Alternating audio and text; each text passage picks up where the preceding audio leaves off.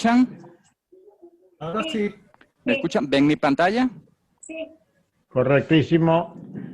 Perfecto. Bien, hoy quiero hablar un poco a tono razonablemente divulgativo sobre lo que es la ciencia de los datos, algunos mitos y realidades que favorecen, que debemos superar para favorecer un mejor aprovechamiento de los datos en empresas, industrias, proyectos, y gran parte de este proceso pasa por una integración de la experticia, la experiencia, el conocimiento y la tecnología. Dado que frecuentemente he visto que se genera un proceso como una intención de reemplazo, de vamos a reemplazar todo un conocimiento histórico por una nueva tecnología que va a cambiar todo y a darnos todas las respuestas. Entonces creo que hay un balance y mi intención es hablar de estos tópicos orientado a promover ese balance. Entonces, empecemos hablando un poco de qué vamos a hablar. Vamos a hablar un poco de mitos sobre los datos, el poder real del volumen de los datos, disponibilidad real de los datos, la evaluación de la calidad de los datos. Los mitos sobre los roles en la ciencia de los datos. El científico de datos como miembro de un equipo, habilidades de un equipo o del científico de datos, y la brecha entre el científico de datos y lo que en ciencia de datos llamamos el experto en el dominio, que es el experto en el negocio, el conocedor del conocimiento núcleo del problema que tengamos. Y mitos sobre los métodos analíticos, diferencias entre métodos viejos y nuevos métodos de aprendizaje estadístico y un poco el impacto de estos métodos. Primero que nada vamos a hablar de los mitos sobre los datos. Quizás el primer mito sobre los datos es que con un gran volumen de datos, ¿hola? Que con un gran volumen de datos podemos responder cualquier pregunta. Eso no necesariamente es cierto. Los datos, a veces como consultor, uno percibe que los clientes sienten que la data la podríamos medir por kilo. Es decir, no, yo tengo tantos teras de data, eso significa que hay muchísima información. Ahora, ¿cuánta información realmente está contenida en los datos? Lo primero que tenemos que evaluar es cuál es la calidad general y completitud de esos datos. Esos datos realmente reflejan la realidad, están completos, son accesibles, están integrados entre las diferentes fuentes, se puede operar fácilmente. Si son datos que tienen características cualitativas, están etiquetadas o identificadas correctamente. Desde el punto de vista de datos de texto, están correctos en sintáctica y semánticamente. Otro punto que es muy importante es entender cuál es la variabilidad de esos datos. Históricamente me he conseguido en algunos casos con proyectos que tienen, necesitamos que haya variabilidad en las características que estamos midiendo para poder medir su impacto sobre otras variables. Entender la resolución de los datos. Los datos, cuando hablamos de datos en espacio, en tiempo, con qué frecuencia están medidos, si es en profundidad, con qué resolución en profundidad, si son en tiempo, si es data diaria, mensual, y si diferentes variables tienen resoluciones similares o comparables. Y la otra cosa es entender la dependencia de las variables. Nosotros queremos explicar un comportamiento o un proceso. La data que tenemos realmente cuenta con variables que expliquen los procesos que queremos entender. Segundo, el segundo mito es la disponibilidad real de los datos. Es decir, en el mundo, la sensación que tenemos es que se recolectan grandes volúmenes de datos cada segundo. Por lo tanto, deben ser fáciles de conseguir porque todo el mundo está recolectando mucha data. Y realmente no es tan sencillo. La recolección de datos es un negocio en sí mismo porque la data tiene muchísimo valor. Entonces, tenemos limitaciones de acceso a la data por temas de privacidad de datos personales, privacidad de datos de negocio, ya sea porque son datos de alto valor económico en su recolección o porque tienen un alto contenido estratégico. Hay que entender si la codificación de estos datos y su etiquetado son correctos. Si el hecho de que la data esté disponible significa que podemos sacar el máximo provecho de ella. Y si la fuente de donde estamos sacando esos datos son confiables. Entonces, la sensación es de que hay muchísima data. La data solamente está ya esperando que la consigamos y la analicemos y obtengamos grandes resultados. Eso no es tan cierto. Y esos son problemas que la tecnología sola no necesariamente logra resolver. De hecho, un punto particularmente interesante cuando hablamos del valor económico y estratégico de los datos es, he tenido experiencia de clientes o potenciales clientes que preguntan, ¿tienes data para este tipo de negocio? Y muchas veces es data que es muy sensible estratégicamente. Incluso he llegado a estar relacionado con conversaciones de queremos comprarle la data a un prestador de servicio, por ejemplo, un ejemplo, datos de servicios de entrega, delivery, de productos, comida, alimentos, etcétera. Y alguien que quiere montar un negocio relacionado, no competidor, quiere comprar esa data. Y la respuesta es, esa data no está a la venta. Su valor estratégico es tan alto que a mí no le puedo poner un valor de precio para que tú accedas a esa data. Los que trabajan regularmente en el mundo petrolero entenderán la magnitud de esta situación en este escenario. ¿Y qué pasa? Que entonces ese volumen de data soñado para grandes proyectos no necesariamente es tal y necesita ser completado de alguna manera o utilizado con expectativas claras. Por otro lado, hay que evaluar la calidad de los datos. Un mito común es, aquí está la data y toda la información está contenida ahí. Todo lo que queremos saber está contenido en ese volumen de datos.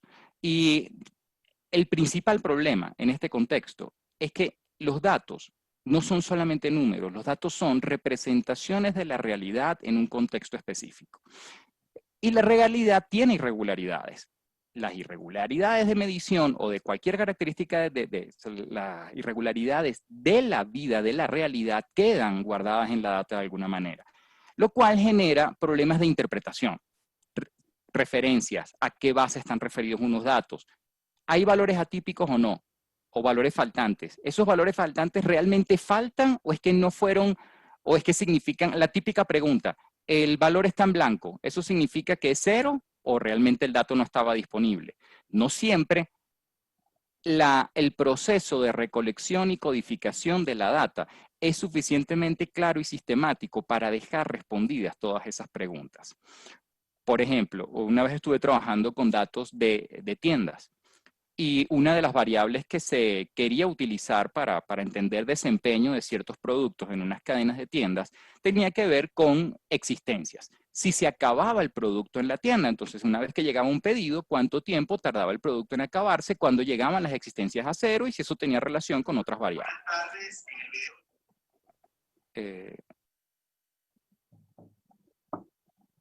Hola. Bien. Y si eso tenía relación con otras variables. Una de las primeras cosas que nos damos cuenta cuando estamos explorando la data es que tenemos frecuentemente existencias negativas. Entonces, tenemos los datos, no tenemos acceso directo a quién recolecta esos datos, pero tenemos que en una tienda tenemos existencias negativas de un producto. ¿Qué significa eso? ¿Es un error de medición? ¿Es un error de interpretación? ¿Es un error de qué? Entonces, el proceso, esa información no queda contenida en los datos. En la realidad ocurrió algo. Ese algo fue codificado como una existencia negativa. Y después de mucho tiempo de investigación nos damos cuenta que básicamente si una tienda se quedaba sin producto y le pedía prestado a otra tienda de la cadena para reemplazar y poder seguir vendiendo, vendía contra existencias negativas. Ahora, la data incluía varias cadenas de tiendas. Cada cadena de tiendas usaba el mismo criterio y la misma explicación para las existencias negativas. ¿No?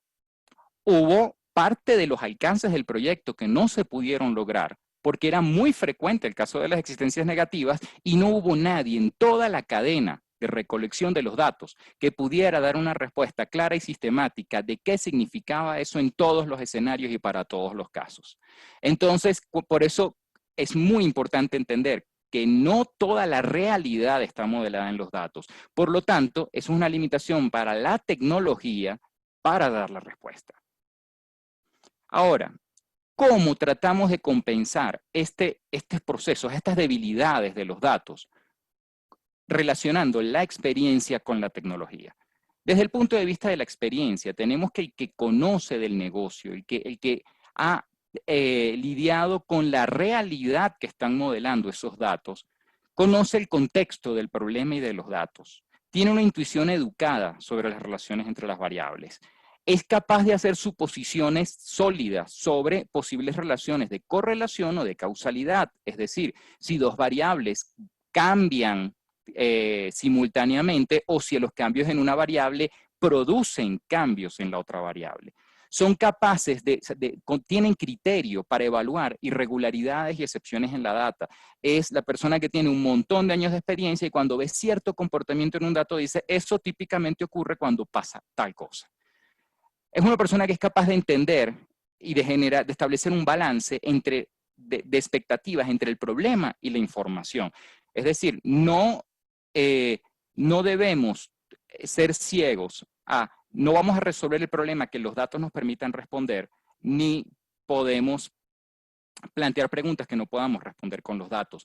Hay que hacer planificación a varias etapas. En este momento, con los datos que tenemos, podemos responder esto. A futuro, necesitamos recolectar estos datos en estas características para poder responder las preguntas siguientes. Hay un proceso evolutivo que debe ser guiado por un experto que entienda no solamente del contexto estadístico y a veces tendrá que tener algún conocimiento matemático que no es el prioritario en este caso, sino conocimiento del negocio, de cómo se ve en el mundo real los fenómenos y procesos que estamos describiendo con los datos. ¿Cuál es el aporte de la tecnología? Porque la tecnología no es inútil, la idea no es tomar un lado, sino entender cómo se equilibran los dos. La tecnología nos ofrece herramientas de visualización y resumen de datos. Las nuevas herramientas para esto son maravillosas porque permiten que un experto pueda tener un vistazo rápido de qué está ocurriendo con los datos, tener descripciones desde múltiples enfoques, en múltiples dimensiones, entender mucho las relaciones entre los datos y detectar patrones, inconsistencias, irregularidades y hacer un control de calidad. Existen, por supuesto, algoritmos para detección de casos atípicos con diferentes niveles de sofisticación. Existen algoritmos para imputación de datos con diferentes niveles de sofisticación y variedad de herramientas para analizar datos con diferentes características. Hace años no soñábamos prácticamente con analizar masivamente datos no estructurados. La data no estructurada es la que no viene en tablitas de filas y columnas, sino datos como imágenes, cuerpos de texto, audio, etc. Contamos además con una gran velocidad para procesar e integrar datos. Esa parte es fundamental porque nos permite lo que antes hubiese sido un proyecto enorme, ahora es mucho más rápido, tomar datos de diferentes fuentes y automatizar con capas de control de calidad, de visualización y de verificación el proceso de ingesta y agrupación o integración de esos datos. Segundo, vamos a hablar un poco ahora de los mitos sobre los roles en lo que es la ciencia de los datos. Los roles en la ciencia de los datos me refiero a las diferentes actividades que se ejecutan durante un proyecto de datos y que en mi experiencia he visto que se ha generado como una expectativa un poco exagerada sobre el valor de un científico de datos como único, hábil de hacer una tarea o como concentrador de muchísima responsabilidad. Resulta que esto es un trabajo esencialmente multidisciplinario, no solamente a través de las disciplinas, sino dentro de las propias disciplinas relacionadas con la ciencia de los datos.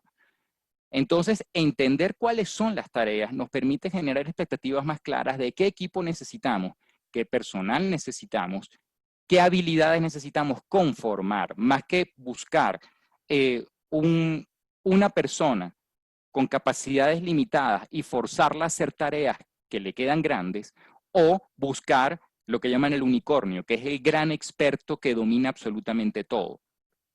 Creo que lo más recomendable es ver esto como un escenario multidisciplinario. Entonces, el mito es, envíen los datos al científico de datos que él se encarga. Ahora, ¿cuáles son las habilidades que requiere el equipo del proyecto de datos? Las habilidades son diversas. Necesitamos el conocimiento del dominio, lo que hablaba antes, el conocimiento del negocio, de la realidad que están describiendo los datos. Ingeniería de datos, Ingeniería de datos es un perfil en sí mismo. Ingeniería de datos es el experto en el gobierno de los datos, en cómo se guardan los datos, cómo se almacenan, cómo se codifican, cómo se accede a ellos. O sea, los datos tienen que estar limpios, ordenados, accesibles, validados, todo, y además en un modelo de datos adecuado para su mejor aprovechamiento. Entonces, este proceso requiere un perfil específico. Hay otro perfil que es el de manipulación de datos, que es una vez que esos datos están resguardados y accesibles de manera adecuada, esos datos van a requerir transformaciones, integraciones, procesamiento para llevarlos a los datos que requieren los métodos que vamos a aplicar. Este proceso de manipulación es una habilidad en sí misma. Yo entiendo que en muchos casos el analista también puede hacer esa tarea, o el ingeniero de datos también puede hacer esa tarea. Sin embargo, no es una tarea que deba realizar una persona de manera exclusiva, pero sí es una tarea que se debe evaluar y manejar como una tarea exclusiva, como una tarea que requiere mucha atención en sí misma. Por ejemplo, uno de los grandes problemas que se presenta es que cuando hay fallas en la manipulación de datos, ese proceso tiende a ser muchas veces tan largo, complejo y turbio, en el sentido de que todo está detrás de código y código y código, que los problemas es muy difícil detectarlos. Se detectan cuando ya explota el proyecto, cuando ya todo salió mal y dicen, esto no tiene sentido, vayamos a ver paso a paso hacia atrás, y terminan rastreando, y muchas veces el problema queda en la manipulación de datos. ¿Qué significa? ¿Que los analistas que manipulan datos hacen su trabajo mal? No, es que ellos tienen un rol, incluso psicológico, diferente al del analista. Los investigadores, el que tiene el conocimiento del dominio, propone las preguntas del negocio. ¿A dónde queremos llegar con esto? El analista selecciona los mejores métodos y tiene una visión más de investigación. El manipulador de datos tiene que ser alguien con un criterio supremamente elevado de control de calidad. Tiene que validar cada tarea que hace y asegurar que el proceso que está haciendo, que no es un proceso necesariamente visual e intuitivo, dé los resultados esperados para que esos datos sean un insumo adecuado para los métodos que vamos a aplicar. Tenemos el experto analítico, que es el encargado de seleccionar, por ejemplo, los datos de prueba para evaluar los métodos. Es el que va a elegir los métodos de acuerdo a los criterios correspondientes, y es el que tiene que contar una historia a partir de esos resultados. Además, hay un experto en visualización de datos, que es la persona encargada de mostrar visualmente, contar la historia visualmente de la manera más precisa, breve y clara para los que van a tomar decisiones a partir de los resultados del negocio. Y están los especialistas en desarrollo, que son los que se encargan de implementar estas soluciones para que sean de uso masificado y automatizado. Es decir, pretender que todo este trabajo lo haga una sola persona es posible, existen, pero es una locura. Entonces lo necesario es balancear estos roles de alguna manera. Ahora, esto nos lleva al siguiente mito, que estos métodos, estos procesos son procesos regulares y directos, son procedimientos como tomarse una radiografía. No, estos son procesos dependientes e iterativos. A la derecha estoy poniendo un esquema muy simplificado de lo que es el modelo CRISP-DM, pero útil para contar este ciclo. Necesitamos entender los datos, la calidad que tienen y si son adecuados a los objetivos. Esto tenemos que verlos desde el punto de vista de un conocimiento del dominio y del conocimiento técnico. Técnico tanto de los procesos que estamos modelando, de los fenómenos que estamos estudiando, como desde el punto de vista de los modelos analíticos que vamos a utilizar. Entender cuáles son las herramientas más adecuadas y eficientes para aplicar los métodos a los datos que tenemos con los objetivos de negocio que tenemos. Entender si las herramientas que tenemos cuentan con los modelos óptimos, si necesitamos cambiar de herramientas o cambiar de modelo. Fíjense que cada punto de estas cajitas tiene una flecha en ambas direcciones, porque esto es un proceso que va y viene. Si el conocimiento técnico me refleja que los datos no tienen la calidad adecuada, hay que tomar decisiones, o hay que depurar los datos, o hay que recolectar datos adicionales. En base a esto, posiblemente tengamos que cambiar la selección de herramientas o la selección de modelos. Esto va después a un proceso de evaluación de resultados y de la incertidumbre asociada a las respuestas que estamos generando y a un proceso de iteración de ahora tenemos nueva información. Y esa nueva información va a parar a los datos nuevamente. Y todos estos procesos se revisan mutuamente entre sí. Entonces, la expectativa de que alguien se encargue, reciba unos insumos y entregue un resultado es irreal. O por lo menos solamente es válida en proyectos extremadamente sencillos. El otro mito es que existe una brecha insalvable entre el analista y el experto, donde el analista siempre tiene el mismo problema. Dice, ayúdenme a convertir sus problemas de la vida real en modelos estadísticos, porque no necesariamente yo veo cuál es la relación. Y el problema del experto en el dominio, o el experto en el negocio que toma las decisiones, es, me mandaste una cantidad de gráficos, resultados, ecuaciones, y yo no sé qué decisiones debo tomar a partir de ahí. No es una brecha insalvable, sin embargo, es una de las grandes diferencias y roces que vemos siempre en los proyectos de datos, o por lo menos, si no siempre, con mucha frecuencia. Es el analista, si no tiene objetivos claros determinados por los expertos en el negocio, puede derivar en jugar con la data, experimentar con ella, probar diferentes métodos, sin tener muy claro a dónde va. Porque esa es un poco una actitud bastante natural en el científico de datos, que por pura curiosidad juega con los datos y no sabe qué hacer si no tiene un objetivo claro. Y el objetivo claro es la pregunta del negocio. Y el experto normalmente no tiene un conocimiento mínimo de la parte analítica para interpretar directamente los resultados. Por eso se requieren tantos roles participando en el proceso de traducción de los problemas a modelos y de los resultados a decisiones. ¿Cómo ayudamos a balancear este problema viéndolo desde el lado de la experiencia y desde el lado de la tecnología? El experto en el negocio debe compartir el valor y la importancia del problema a resolver. No se le puede decir al analista solamente aplica este método o no, queremos saber esto y esto es importante por esto. Necesitamos tener toda una motivación del análisis que quede muy clara al analista. Una comunicación clara de objetivos, alcances y expectativas.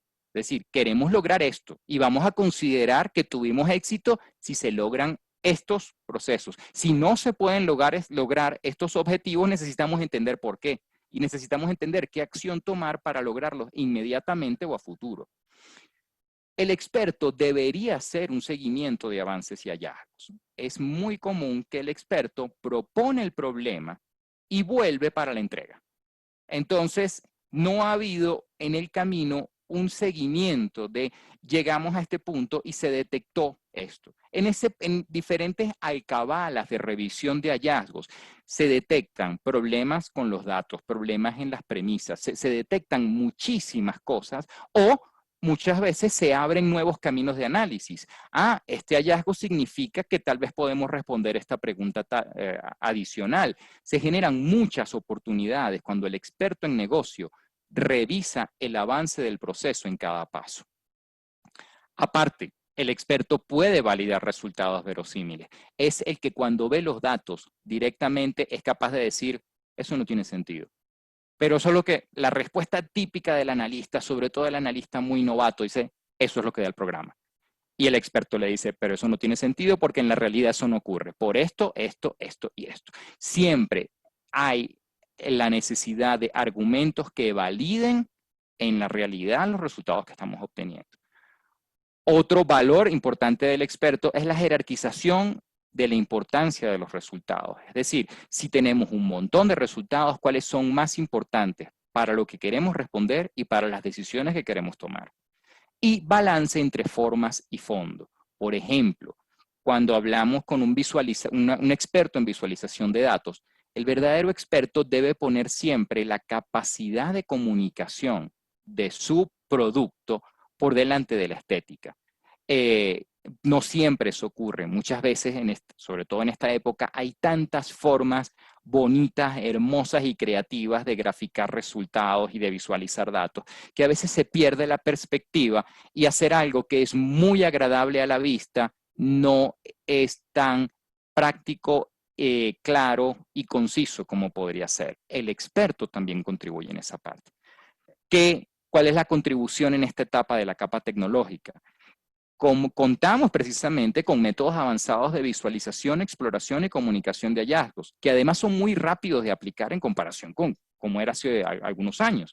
Entonces, sí se permite el tener una interacción regular y frecuente entre el experto y los hallazgos tecnológicos. No tiene por qué ser un proceso largo que ocurre de entregas periódicas muy distanciadas. No, es algo que se puede hacer rápidamente para hacer un seguimiento y mantener el proyecto sobre el riel.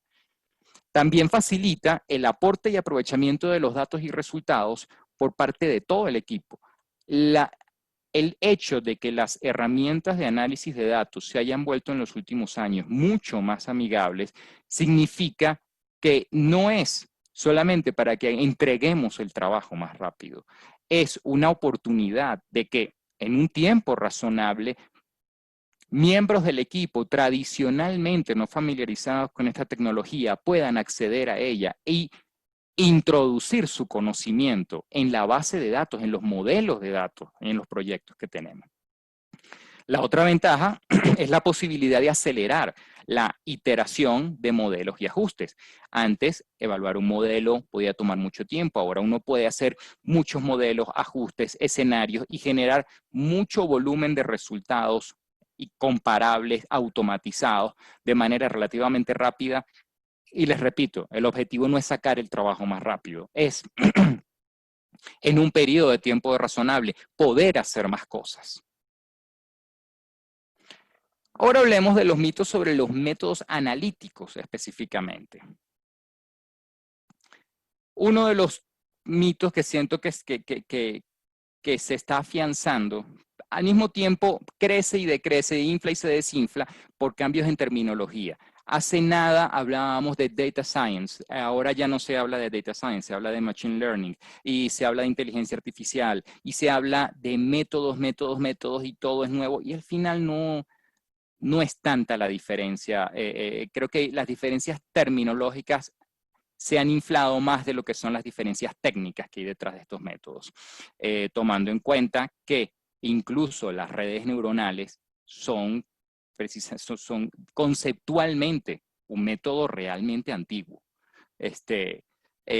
Ahora, ¿el mito cuál es? Que lo nuevo es bueno y lo viejo es malo. Lo importante entender aquí es que el método científico, que es muy viejo, realmente antiguo, no va a pasar de moda, no debe pasar de moda.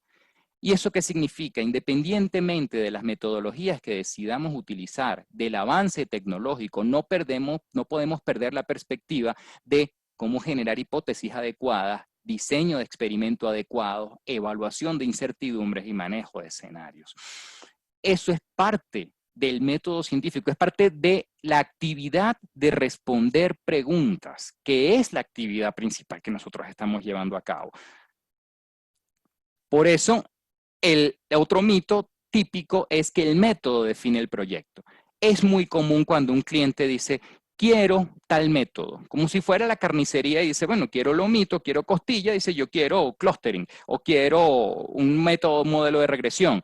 Digo, no, mi trabajo no es aplicar metodologías, mi trabajo es responder preguntas y seleccionar la metodología más adecuada para responder una pregunta. ¿En qué se basan esa respuesta? ¿En qué tipo de decisiones quieres tomar? Por ejemplo, hay decisiones estratégicas, decisiones operacionales, decisiones automáticas, entre otras. Y diferentes tipos de decisión ameritan diferentes tipos de métodos. Por ejemplo, cuando hablamos de decisiones estratégicas, no creo que no es sano en general depender de respuestas automáticas. Necesitamos para las decisiones estratégicas modelos muy explicativos, modelos que nos dejen aprender de los fenómenos, de los procesos, de las operaciones, del entorno. porque nosotros necesitamos conocer para definir estrategias y tomar decisiones. Por otro lado, podemos tener decisiones operacionales a nivel de optimización. En ese sentido, sí puede ser mucho más útil trabajar con procesos automatizados, indicadores, y es una perspectiva completamente diferente. Y la otra cosa es los objetivos del aprendizaje. ¿Qué queremos aprender de los modelos aplicados? ¿Queremos predecir? ¿Queremos detectar patrones, identificar oportunidades, comprender el entorno, operaciones, procesos? Entonces, realmente proponer o diseñar un proyecto de datos en base a la metodología es lo que se llama poner la carreta delante de los caballos. Necesitamos saber a dónde queremos ir, cuáles son nuestros objetivos, evaluar qué datos tenemos, si esos datos tienen la calidad y la capacidad de respuesta. Y ahí es que empezamos a analizar los métodos y posteriormente evaluarlos. El otro mito es el de el método uniformemente superior, es decir, este método siempre funciona y es el mejor para todo. Es un vicio común de los analistas. El analista que domina muy bien un método va a tender a aplicarlo cada vez que pueda porque se siente cómodo y seguro aplicando un método que conoce, que interpreta, que conoce, sabe que va a salir de ahí. Eso no es malo el dominio de un método. El problema es el sesgo que se genera cuando, como yo domino muy bien un método, trato de meterlo en todas partes y considero que es un método óptimo para todo. Incluso desde el punto de vista tecnológico, no necesariamente el método más avanzado o más reciente es el método adecuado para todos los escenarios. ¿De qué dependen? Dependen de la calidad y cantidad de datos que tengo. Por ejemplo, los modelos basados en redes neuronales son modelos que tienen un desempeño claramente superior a otros métodos tradicionales, por supuesto comparables para el mismo objetivo, solo cuando se cuenta con un volumen de datos muy grande. Para volúmenes de datos relativamente pequeños no muestran superioridad. Entender si el enfoque del método que queremos aplicar es descriptivo, predictivo o prescriptivo. ¿Queremos describir y entender la realidad? ¿Queremos predecir qué va a pasar o predecir escenarios no previstos, no observados hasta ahora? ¿O queremos dar recomendaciones y tomar acciones automáticas? En mi opinión, por eso estoy colocando aquí al final que es opinión, entre métodos comparables, si yo tengo la opción de aplicar métodos comparables para resolver un problema, frecuentemente las premisas, la calidad de los datos, la manipulación de los datos, el control de calidad de los procesos, la ingeniería de características, que es el proceso de derivar nuevas variables a partir de las que ya tenemos, esperando una mejor capacidad descriptiva o predictiva, tienden a tener mayor impacto en la calidad de los resultados que la selección entre métodos similares. Por ejemplo, si yo quiero aplicar métodos de clasificación, yo puedo proponer redes neuronales, puedo proponer árboles de regresión, puedo proponer regresión logística, puedo utilizar Bayes ingenuo, y muy probablemente entre esos métodos, en condiciones similares, no haya tanta diferencia como puede haber si en alguno de los métodos decidimos o no normalizar nuestros datos o si hacemos una ingeniería de características que realmente saque más provecho de los datos. Entonces, el método no es uniformemente superior y no define el proyecto. El otro mito es que los nuevos métodos permitirán reemplazar puestos de trabajo. Ojo, no significa que no lo hagan. Es el objetivo de muchas empresas que la tecnología reemplace puestos de trabajo. El problema es que no creo yo, en mi opinión, que no debe ser el objetivo. Y quizás aquí es cuando nos ponemos más humanistas y decimos, debemos delegar las decisiones humanas. Primero, todos los métodos de aprendizaje estadístico, machine learning, como se llame, dependen de los datos que reciben para modelar la realidad, para predecir y para tomar decisiones. Si los datos que reciben son sesgados o no describen la naturaleza de manera adecuada, podemos tener decisiones incorrectas, las cuales son difíciles de rastrear porque son métodos que muchas veces en su proceso de aprendizaje son tan complejos que ya los humanos no somos capaces de detectar cuál fue el proceso mental de esa computadora para llegar a esa conclusión. Por último, las máquinas no hacen filosofía. La filosofía es la actividad humana de pensar en cómo pensamos sobre las cosas. Las máquinas se les dice qué hacer. y puede que hagan mejor las cosas una vez que están diseñadas o programadas para ejecutar esa tarea. Pero hay un momento, y siempre nos vamos a enfrentar a ese momento en el que decimos, pero estamos viendo el problema correctamente. Y es lo que genera cambios de paradigma en la humanidad, es lo que genera los saltos científicos y tecnológicos. Entonces, no deberíamos dejar esa responsabilidad en las máquinas. No significa no usarlas, significa que tenemos que mantener un balance en lo que ellas nos ofrecen y lo que nos ofrece nuestra inteligencia y nuestra experiencia para sacar máximo provecho y mantener siempre un foco de aprender de todo, no aprender solo de la tecnología nueva, aprender de la tecnología, no solamente cómo usarla, cómo funciona y del conocimiento fundamental para el cual vamos a aplicar esa tecnología. ¿Cómo integramos en este caso el conocimiento y la tecnología? Con un acercamiento por ambos lados. Necesitamos construir un idioma común con los datos, es decir, el experto analítico, el personal que típicamente es joven y está mucho más familiarizado con la programación, el software, la tecnología, tiene que tender un puente al personal más senior, que quizás no está tan familiarizado, pero que tiene el conocimiento fundamental. Y para eso necesitamos que ambos consigan un punto común de comunicación. Cómo utilizamos las herramientas de datos para que los dos podamos hablar el lenguaje de los datos y las herramientas para que los dos podamos hablar el mismo idioma.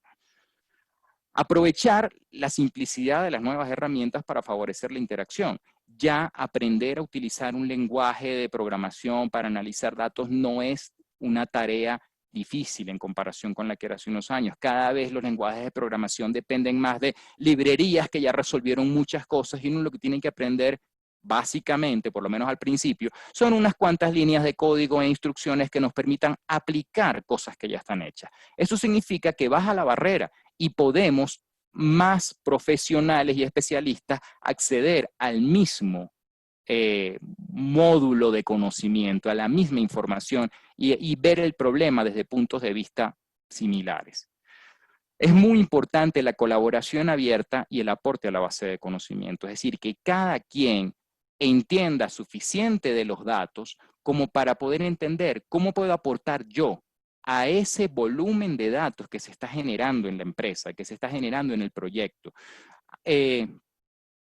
¿Cómo puedo convertir yo mi conocimiento y experiencia en datos, en números, en variables, en tablas de base de datos, en algo que quede de manera permanente en el modelo de datos? Es muy importante respeto y humildad ante otras especialidades.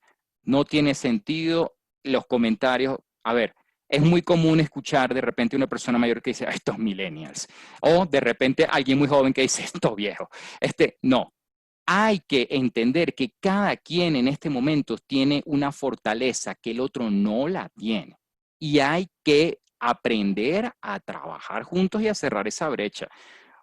Muchos expertos de larga trayectoria ven dificultades para acceder a estas herramientas tecnológicas, pero no hay atajos para generar 20 años de experiencia. Entonces tenemos poderes específicos en ambos lados y hay que aprender a coordinarlos. Bueno, mi propuesta a la luz de esta situación es promover talleres orientados a resolver, a conocer métodos de analítica, manejo de datos, de aprender ciencia de los datos de manera conjunta, en un aprendizaje de la mano de los profesionales más jóvenes que tienen una presión insalvable en aprender estas tecnologías rápidamente y a profundidad, y los que cuentan con el conocimiento experto para que ellos también aprendan a vaciar su experiencia y su conocimiento en estos modelos, en estas herramientas y tecnologías. Esto debería hacerse transversal entre especialidades y entre rangos de antigüedad en las empresas.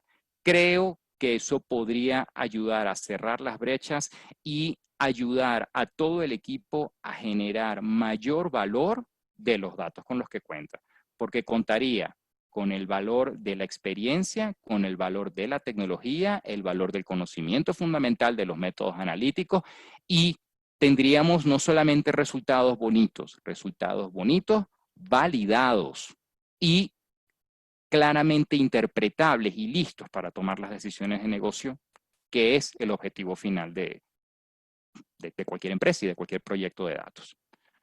Gracias a todos por su atención. Creo que el tiempo estuvo adecuado. Aprovecho de dejarles aquí porque realmente me parece muy bonito el proyecto. Hay una página que se llama unsplash.com, que es de donde yo saco las imágenes. Son totalmente gratuitas y sin requerimiento de derechos. Pero lo comento porque me parece que hacen un buen trabajo y que vale la pena mencionarlo. Listo, Noemí, te dejo la palabra. Bueno, muchas gracias, Ricardo. Excelente presentación bueno, ahorita pasamos entonces con Robert Mates a la sesión de preguntas.